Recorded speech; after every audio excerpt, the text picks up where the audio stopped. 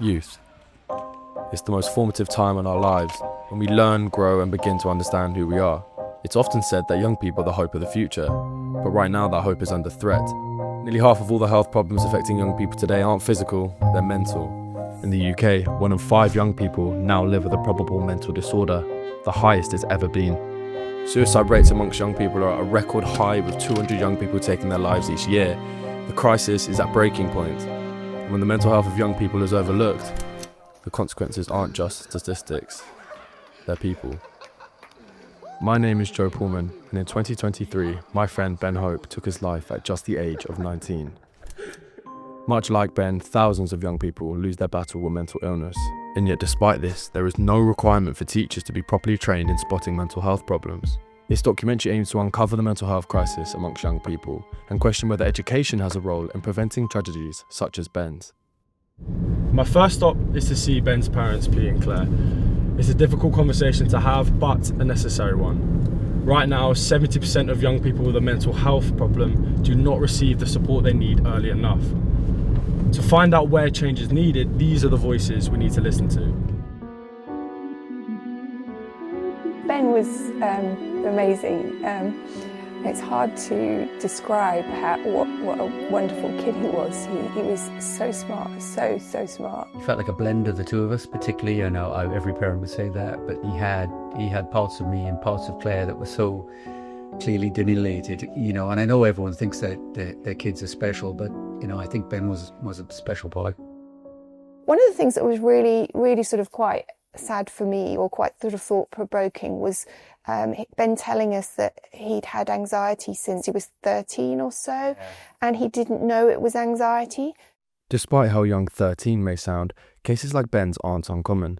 Mental health activist Ben West says assuming children are too young to face mental illness or talk about it is a dangerous misconception. There's no such thing as being too young to have a conversation and an education about mental health and emotions.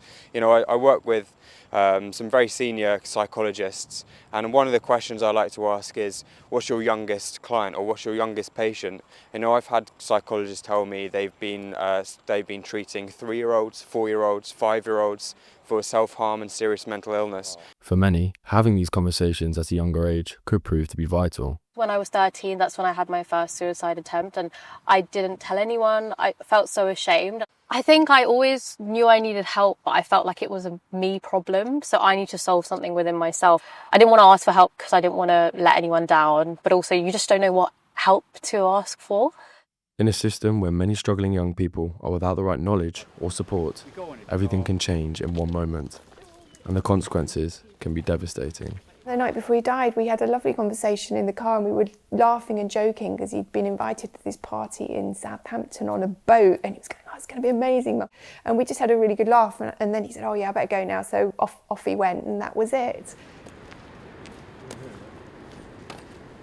Kaya phoned Pete, and I heard Pete just making this most awful noise, and I knew the second he made that noise, I knew that Ben was dead.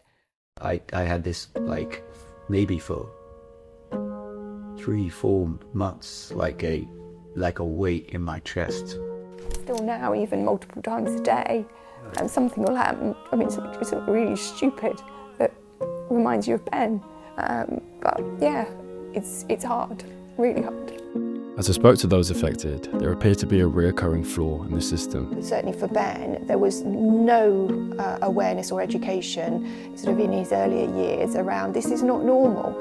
I cannot pinpoint even 30 minutes in my entire school life where we were taught about mental health at all. There's no requirement for you to know anything about mental health as a teacher in the UK. But you're expected to safeguard children with mental health concerns, and actually as a teacher you're recognised as Tier 1 of CAMS, which is the Child and Adolescent Mental Health Service. So legally you're seen as a mental health professional, but you're not given any training to do that at all. If we get education in schools right, then for the rest of your life you have that. And it's really important that we get that right, so we build that foundation. So what current mental health education are schools providing? Since 2020, mental wellbeing lessons have been introduced, but there's no set curriculum and no minimum teaching time. Multiple petitions have called for better mental health education in schools. In response, Keir Starmer has said that urgent action is vital and his government will deliver it. There is hope for the future.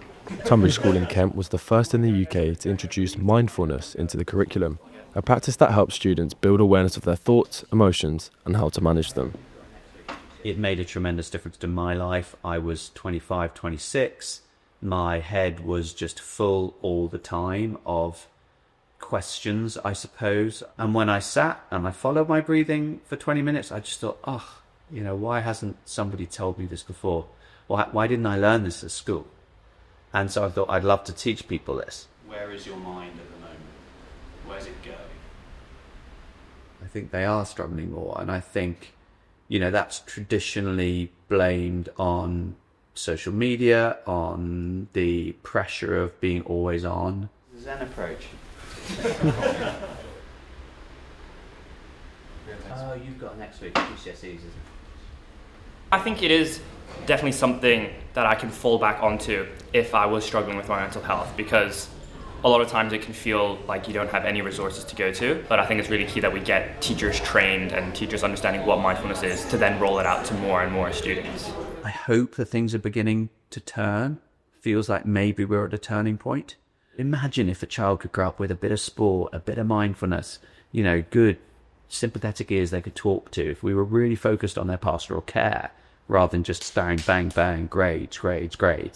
That would make a difference. This journey began with the loss of a friend, but as the voices in this film have shown, his story is not an isolated one.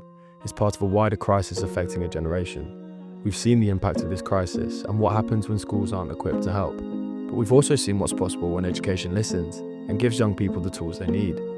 Change is not out of reach. It begins in the classrooms, in conversations, and in the courage to act before it's too late.